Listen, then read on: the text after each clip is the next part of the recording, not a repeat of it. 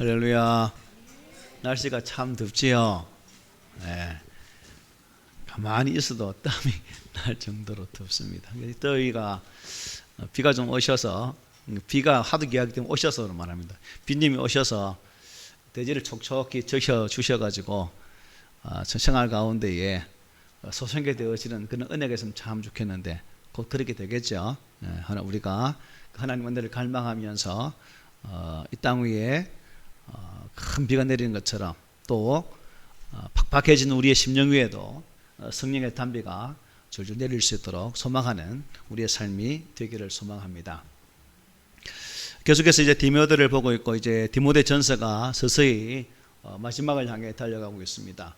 우리는 지난 시간 디모데 전서 6장 11절 12절 말씀을 통해서 바울은 디모데로 하여금 자신이 어떠한 존재이며 과연 어떤 삶을 사는 것이 합당한가를 일깨워주기 위해서 오직 너 하나님의 사람아 라고 불렀던 내용을 묵상한 바 있습니다. 바울은 이 믿음의 아들 디모데에게 이 하나님의 사람으로 특별히 소명을 받은 목회자로 사역해 가면서 일상 속에서 또 가져야 할 삶의 태도를 가르쳐 주고 있는 것입니다. 또한 이 삶의 태도는 하나님의 사람으로 살아가는 이 세상 모든 믿음의 성도들에게도 동일하게 적용되어지는 말씀으로서 하나님의 사람을 부름받은 우리 모두가 삶의 자리에서 이 말씀 앞에 온전히 서나가는 또 그러한 믿음의 간절한 바람이 담겨 있다 하겠습니다. 그래서 오늘 이제 본문을 통해서 바울은 이 믿음의 아들 디모데에게 하나님의 교회를 이끌어가면서 정말 하나님의 사람으로 살아주기를 기대하면서 결론적인 메시지를 우리에게 주고 있습니다. 오늘 보면 13절에 보면 이렇게 말씀하죠. 만물을 살게 하신 하나님 앞과 본디오 빌라도를 향하여 선한 증언을 하신 그리스도 예수 앞에서 내가 너를 명하노니라고 말씀을 하고 있습니다. 여기를 보면 사도 바울은 디모데에게 다시 한번 엄숙히 명하기 위해서 하나님과 예수 그리스도 그분의 이름을 언급해 주고 있습니다. 그러면서 본디오 빌라도를 향하여 선한 증언을 하신 그리스도 예수라고 말씀을 해주고 있죠. 그런데 여러분, 되게 그리스도에 대해 말씀할 때는 그분의 신성과 그분의 거룩함을 나타내면서 주께서 보이신 그러한 삶을 우리에게 교훈하지만 오늘 좀 낯설어 보이는 예수님을 하나의 증언자로 증거하면서 디모데에게 말씀을 주고 있다는 사실이죠. 하지만 바로 여기에 사도 바울의 아주 숨어있는 깊은 뜻이 담겨 있다 하겠습니다.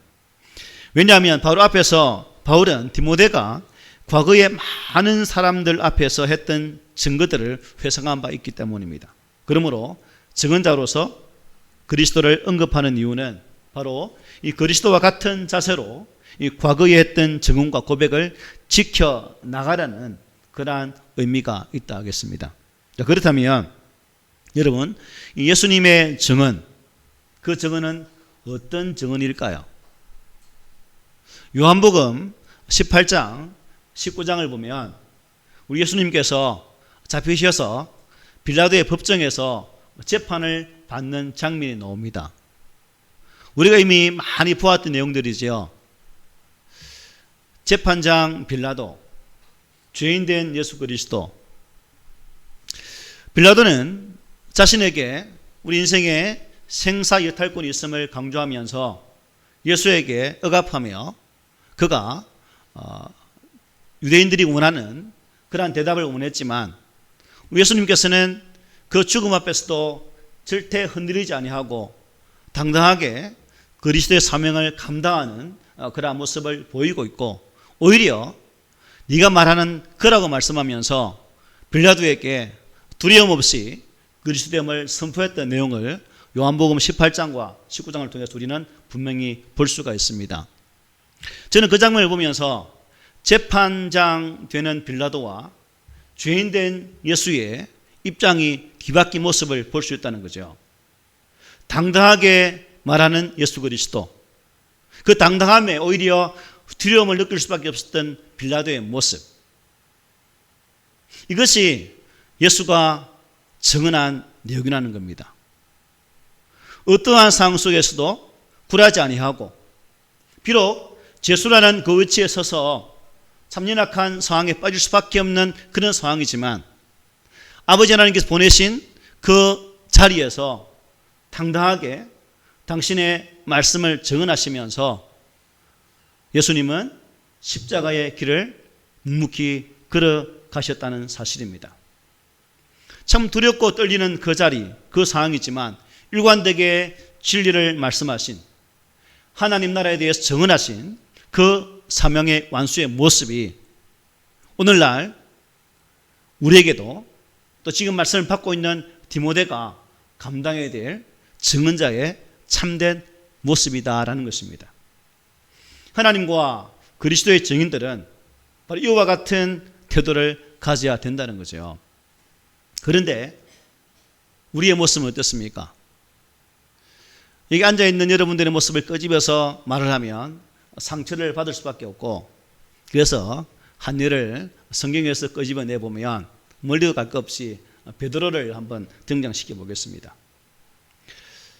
수제자라고 자부했던 베드로, 주님의 말씀 앞에 결단코 주님의 길을 따르겠노라고 외쳤던 베드로. 하지만 그 앞에 불리한 상황이 닥쳤을 때에 베드로의 모습 잘 기억하시죠? 유종 앞에서도 모른다라고, 심지어 저주까지 하면서 모른다고 부인했던 베드로의 모습. 참 우리가 이것을 보면서 아이고 베드로가 왜 그랬을까? 수지자인데 라고 비웃을 수도 있겠지만 우리 입장에서 베드로를 비웃을 그런 처지는 못 되죠. 이것이 오늘날 우리의 모습일 때가 너무나 많다는 겁니다. 베드로의 그 인악한 모습이 바로 나의 모습이다라는 것이죠. 아니 때로는 이 교회 안에서도 우리의 고백이 너무도 힘이 없을 때가 많다는 것입니다. 마땅히 아멘 해로 고백해야 될 그 부분에서도 담당하게 하지 아니면 속으로만 소심하게 아멘 할 수밖에 없는, 왠지 아멘하면 옆에 있는 사람이 어떻게 볼까 부끄러워서 아멘이라는 이 고백도 하지 못하는 우리의 나약한 모습. 별반 베드로와 다르지 않다는 것이죠. 우리 예수님께서는 성천하시면서 제자들에게, 우리에게 지상명령을 부여해 주셨습니다. 땅끝까지 이르러 내 증인이 되라고 말씀하셨습니다. 그리고 동시에 이런 말씀하셨죠. 누구든지 이 엄란하고 죄 많은 세대에서 나와 내 말을 부끄러워하면 인자도 아버지의 영광으로 거룩한 제자들과 함께 올 때에 그 사람을 부끄러워할 것이다라고 말씀하셨습니다. 신앙생활을 하면서 여러분은 예수 믿음이 부끄럽습니까? 예수를 지남이 속된 말로 뭐가 팔리십니까? 우리가 만약 그렇다면 주님이 나를 보실 때 장차 내가 너를 보면 내가 뭐 팔린다라고 말할 수밖에 없는 거죠. 그렇지 않기 위해서는 우리는 나의 삶의 자리에서 당당하게 예수 그리스도를 나타낼 수 있는 삶, 학교에서나 직장에서나 살아가는 이웃들에게도 예수 믿는 자로서의 온전함을 나타낼 수 있는 그 삶이 우리가 보여야 할 증언자의 참된 모습인 것을 이 말씀은 우리에게 보여주고 있다는 사실입니다. 주님처럼 어떠한 상황 속에서도 흔들림 없는 모습으로 일관된 믿음의 고백으로 온전히 살아갈 수 있는 그 자세, 이것이 오늘날 참 우리에게 더 특별히 필요한 믿음의 자세라 여겨집니다. 사람들의 눈치를 보는 것이 아니라 온전한 믿음의 삶 가운데에서 죽음의 그 권세 앞에서도 당당히 외쳤던 예수님처럼, 아니 우리 믿음의 선배들이 살아왔던 우리 한국의 기독 역사를 통해서도 그 순교의 피를 뿌리시면까지 죽어가면서까지 복음을 전했던 그 수많은 사람들의 모습을 바라보면서 우리 또한 당당하게 예수 그리스도의 증언자로서의 삶을 살아갈 수 있는 그러한 믿음의 성도들이 되시기를 주의 말씀으로 부탁을 드립니다.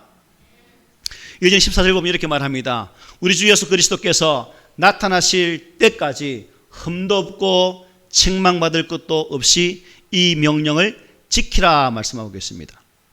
디모데에 대한 바울의 명령은 13절에서 보았듯이 1차적으로는 하나님과 그리스도 예수의 임재의식에 근거한 것이었습니다. 그러나 여기 14절에서는 뭐예요? 그 명령이 어느 때까지요? 예수님의 재림의 때까지, 예수께서 나타나실 때까지는 말씀하고 있죠. 그때까지 그것을 지켜나가라고 철저하게 지킬 것을 권면해주고 있다는 것입니다. 예수님께서는 반드시 이 땅에 재림을 주러 오실 것인데 그때까지 이 받은 명령들을 온전히 지킴으로써 흠도 없고 책망받을 것도 없이 그 모습으로 그리스도를 온전히 맞이할 준비를 하라고 말씀을 해주고 있는 것입니다. 그러므로 이 말씀은 그리스도의 재림을 준비하는 가장 합당한 자세가 무엇인지를 우리에게 교훈해 주는 말씀이기도 하죠. 여러분, 우리 예수님은 반드시 재림의 주로 이 땅에 다시 오실 것입니다. 믿으십니까? 아멘. 그러나 이 그리스도의 재림은 어느 누구도 언제 일어날지 아무도 모른다는 게 문제죠. 그러나 우리는 성경 말씀 의지해서 호련히 그분은 갑자기 다시 재림의 주로 이 땅에 오실 것을 다 믿고 있습니다. 말하자면 바울은 언제인지 확실치는 않지만 반드시 오실 그 주님의 때를 준비하면서 우리에게 부여되어진 그 사명을 지키면서 본문에 책망받을 것도 없이 흠도 없이 그 명령을 지켜라라고 말씀하고 있습니다. 전에는 흠도 없고 점도 없이 이렇게 했거든요. 그만큼 우리 삶 가운데에 하나님 보시기에 온전함으로 복음의 사역을 감당할 것을 부탁했다는 것입니다. 바울이 여기에서 언급하고 있는 이 명령 구체적으로 무엇이겠습니까? 11절 12절에서 오직 너 하나님의 사람아 라고 외치면서 분부했던 경건과 어려움과 이러한 모든 삶을 살기를 부탁하는 말씀과 함께해서 또 뭐예요? 목회자로서 수행해야 할 사명과 책임을 다 이 속에 포함될 수 있겠죠. 디모데가 에베소 교회를 섬기면서 감당해야 되어질 그러한 목회자로서의 온전한 모습, 비록 거짓 교사들이 비진리가 교회에 들어와서 성도들을 유혹하고 또 많은 성도들이 그 비진리에 넘어간다 할지라도 목회자로서의 온전한 겸비된 모습으로 내 연수함을 없어지지 못하도록 말씀 앞에 서서 그 일들을 감당하라고 지금 말씀을 주고 있다는 것입니다. 하나님의 사람들은 결국 이 명령 앞에, 이 부르심 앞에 온전히 서 있는 자다라고 말할 수가 있죠. 저도 여러분도 이 명령을 지켜야 할, 이 사명을 감당해야 되어질 사명자라는 것입니다. 우리는 이 하나님 부르심 앞에 모두가 다 아멘은 합니다. 또 우리가 하나님께 부름받았던 그때를 한번 상기해 보십시오. 하나님의 백성으로 부름받았던 그 당시의 모습. 어떤 사람은 모태신앙으로서 태어나다 보니까 예수 믿는 가정에서 태어나서 그래 쭉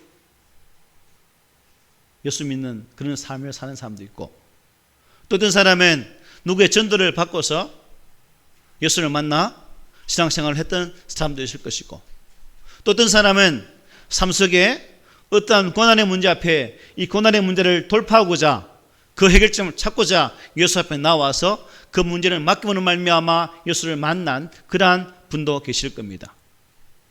여하튼 각자의 부름의 위치, 하나님의 은혜를 받은 그 때는 다 다를지라도 결국 한마디로 퉁쳐서 말해버리면 구원받은 우리들은 이 분명한 사명 앞에 서서 이 부르심의 은혜를 무엇으로 살아갈 것인가에 대한 질문에 대답해야 될 숙제가 각자에게 있다는 것입니다. 너는 어떻게 살 것인가? 나를 구원하신 주 예수 앞에서 나의 이 믿음의 삶을 주 예수께서 오실 그 재림의 때까지 어떠한 삶으로 나갈 것인가에 대한 질문에 대한 답은 누가 한다고요? 내 스스로가 답을 해야 된다는 것입니다. 여러분, 우리가 디모데전서 1장에서부터 이제 디모데전서 마지막 6장, 이제 앞으로 4개 구절만 하면 전서가 끝을 맺습니다. 하나님의 일꾼으로 부름받은 자로서, 또한 주의 마땅한 일꾼으로서의 사명, 또 그 일을 감당하기 위해서는 목사나 집사나 여자 성도들이나 장로나 모두가 주신 말씀 앞에 서서 어떻게 살아라고 바울은 디모데에게 세세하게 말씀했고, 또한 기록되어진 말씀은 오늘 우리에게 그 말씀을 그대로 전해주고 있습니다.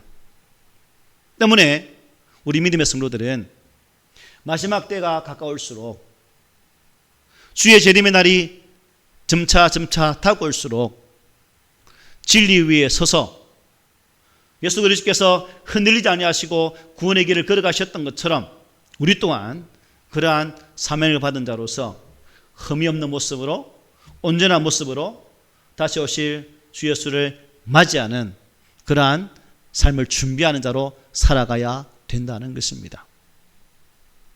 누구의 억지 준항처럼 끌려서 가는 것이 아니라 내주하시는 그 성령님의 힘을 의지해서 온전히 감당함으로 그것이 저와 여러분들에게 큰 은혜와 복이 되시기를 예수님의 이름으로 축복합니다. 아멘.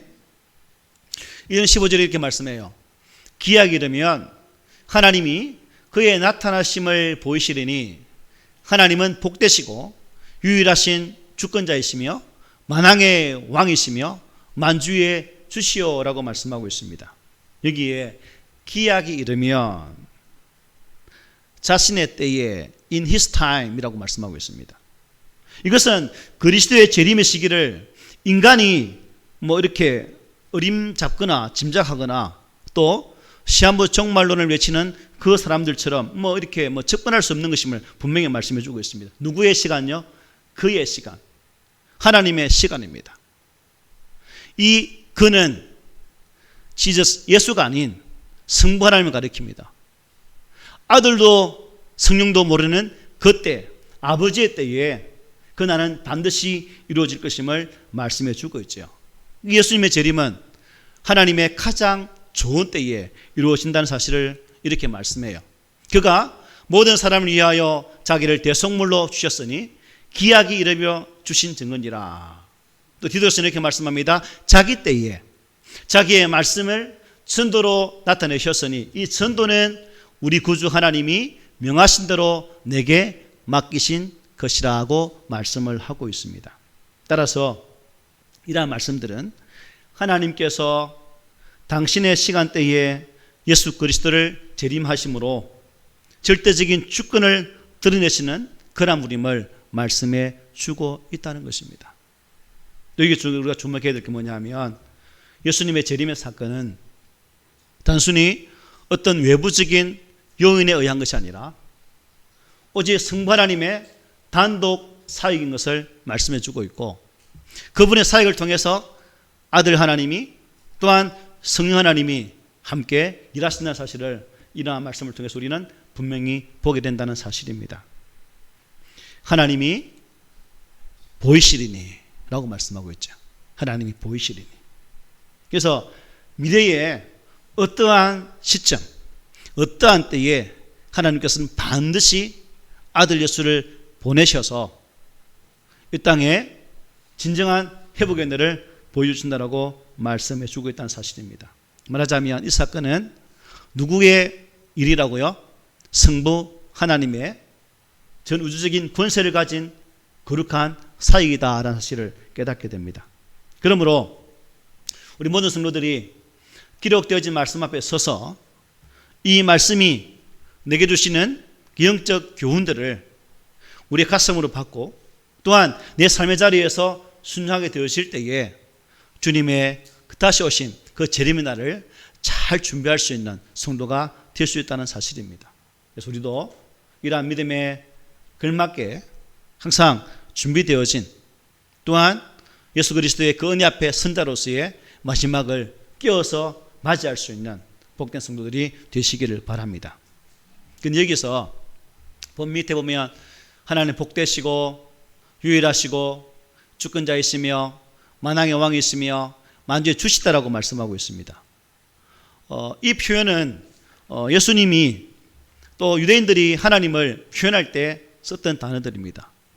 또 이 당시에 바울이 이 말들을 기록하면서 이 말씀을 주신 것은 당시는 유대인들이 당하였던 여러 가지 어려움들이 존재했죠. 결국 이 말씀은 왕과 황제가 아니라 진정한 만유의 주권자이신 그 하나님을 지칭하면서 바른 믿음으로 서기를 소망하면서 이 말씀을 기록했다는 것입니다. 바울이 이제 15절, 16절 말씀을 통해서 디모데 전서를 마치며 성령, 찬양이죠. 찬양의 말씀으로 하나님을 높이어 경배하면서 그 하나님을 이렇게 소개해주고 있다는 거죠. 하나님과 예수 그리스도가 세상의 모든 왕들까지도 다스리시는 최고의 주권자이다라는 것을 이 단어를 통해서 말씀해주고 있습니다. 그러므로 우리 기독교는 단순히 종교적 역사만 가진 그러한 것이 아니라는 거예요.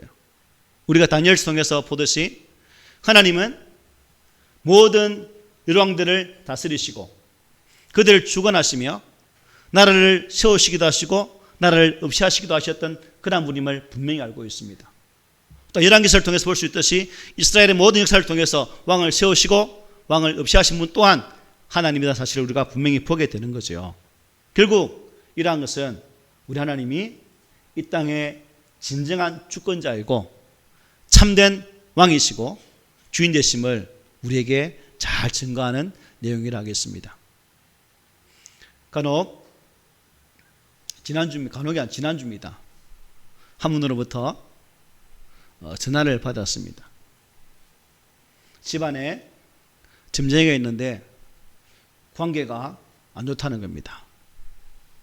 그래서 그 사람이 내게 저주를 해서 내게 이렇게 아픈 거 아닐까? 아무리 속으로 그거 터득되고 집사람하고 생각해요. 장희빈을 너무 많이 봤나? 그런 생각까지 했다는 거예요. 참 만주의 주 되시고 만왕의 왕이신 그 하나님의 자녀라는 권세 앞에서 우리가 참 구원의 확신을 가지고 있다면 그러한 사실 앞에 우리는 예수 이름으로 어떻게 해요? 단호하게 끊어버릴 수 있는, 단호하게 물리칠 수 있는 그 믿음으로 서야 되는데 말을 근면하면 앞에서는 그렇게 말하지만 돌았으면 잊어버리고 그냥 그러한 세상의 흐름 속에 또 목사가 신방하는 것이 점쟁이 신방 가서 또 점치는 것처럼 날 잡아서 기도하러 오래요. 그래서 날 잘 잡아서 연락 잘 했죠. 어떤 날 잡을지 모르겠지만 이랬어야 되겠습니까? 우리는 만왕의 왕, 이 땅을 다스리시는 하나님의 자녀입니다. 그 하나님의 자녀에게는 예수에게 주신 그 권세 은혜가 있다는 겁니다. 때문에 우리는 그 예수 이름 의지하여 선포하면 하나님의 은혜 가운데서 넉넉히 이길 수 있는 힘이 있다는 겁니다. 이 믿음으로 나갔으면 좋겠습니다. 하나님께서는 지금도 우리의 각 심령들을 온전히 회복시키기 위해서 우리 안에 성령으로 역사하고 있다는 사실입니다. 여러분, 비단 성경에 나타난 이러한 나라들만이 하나님 주권 안에 있는 것일까요? 아니죠. 오늘 이 시대도 마찬가지입니다. 한 나라의 부흥과 멸망이 하나님의 손에 있다는 겁니다. 얼마 전에 선거 끝났잖아요. 선거만 보다가 보십시오, 여러분. 선거 칠 때마다 듣는 소리가 뭡니까? 제가 이 나라를 살릴 수 있는 인물입니다라고. 나만이 유일한 대안이라고. 대안이든가요?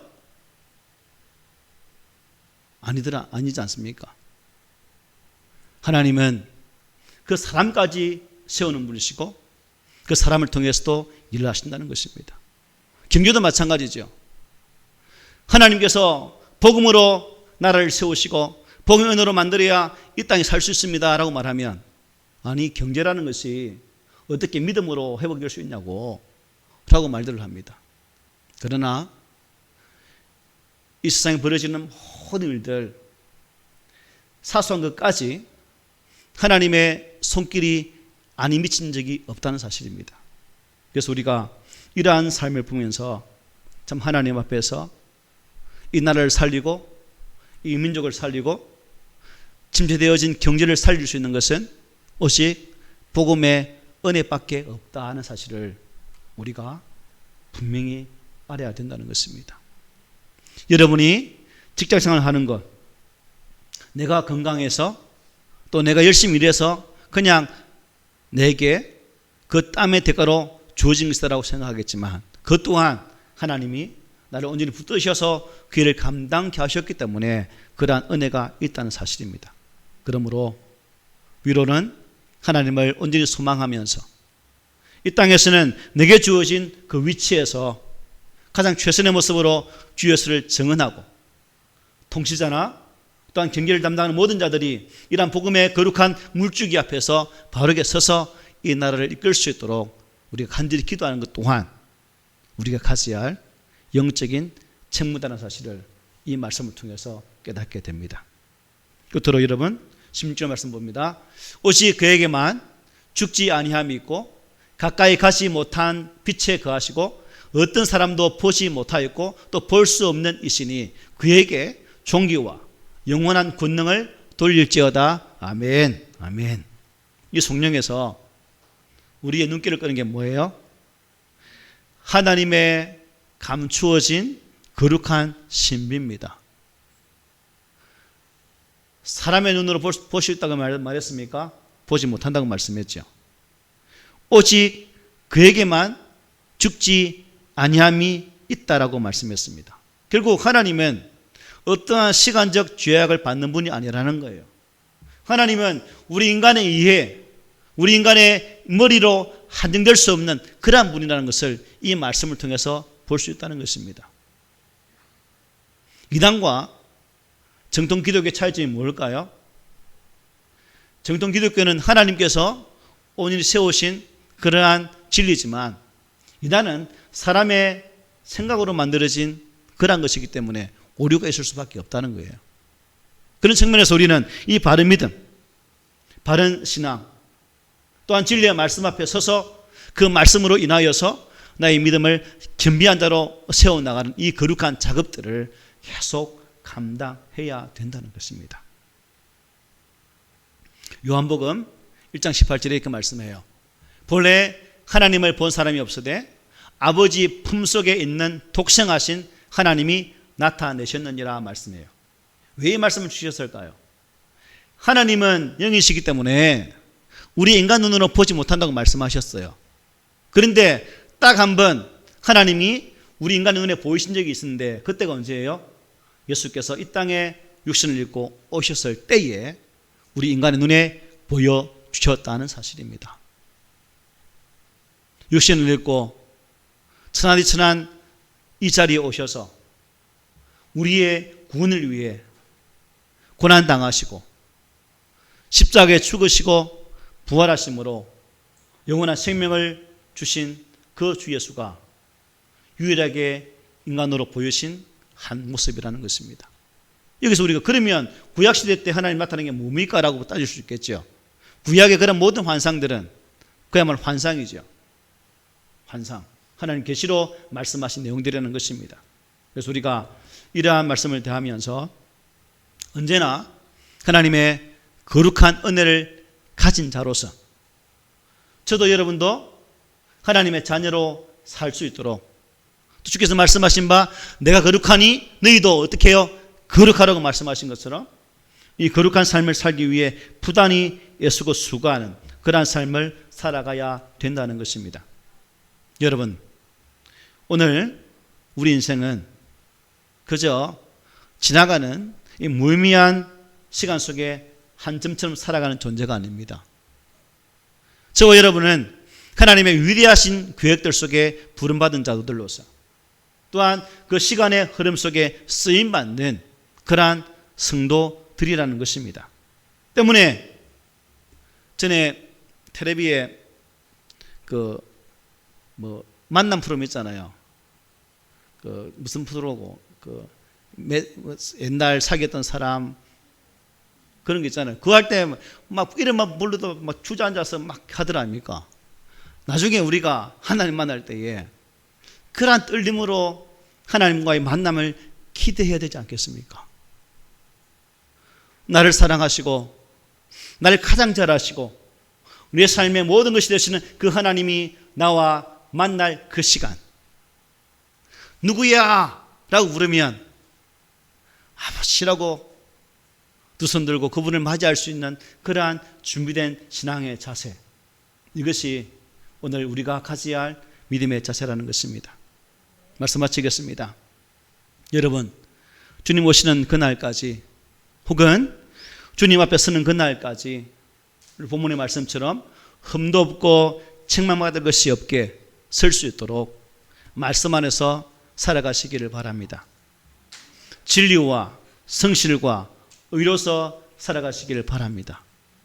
비록 부족하고 미련할 때는 다시금 주님 앞에 엎드려서 회개하고 정말 위로와 힘을 얻고 성령의 능력을 덧입는 저와 여러분들이 되기를 원합니다. 그래서 오늘 이 땅에서도 주님과 동행하는 그 은혜를 누리고 장차 하나님의 거룩한 나라에서도 영원토록 아버지 하나님과 동행할 수 있는 그 복이 우리의 삶 가운데에 나타날 수 있도록 준비하는 그러한 성숙과 믿음의 소유자가 되시기를 주의 말씀으로 권면합니다. 아멘.